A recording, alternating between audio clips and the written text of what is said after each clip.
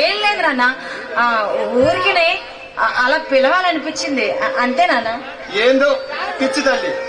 సరే నేను పోయేస్తానమ్మా. సరే నాన్న. అరే ఈ మంచం ఇంకా ఎక్కడే ఉంచావే? లోపల పెట్టగా. సరే నేను పెడతానే. నువ్వెందుకు నాన్న, నీకెందుకు కష్టం? ముసలోడివి, నేను పెడతానులే. నువ్వు వెళ్ళాను.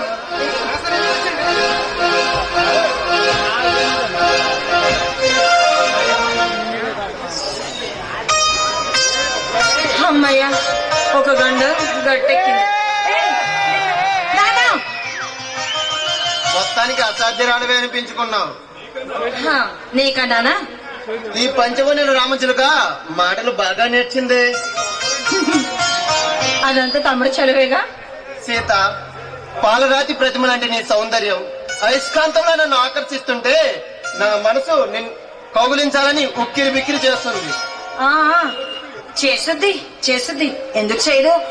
మీ మగాళ్ళంతా ఆడపిల్లలు కనిపిస్తే చాలు ఇలా మల్లె తీగలా అల్లుకుపోవాలని చూస్తారు.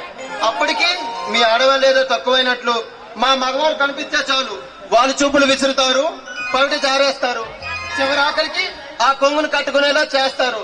తెర ముద్దు దాకా రాగానే తోక జాడిస్తారు. నిన్ను నన్ను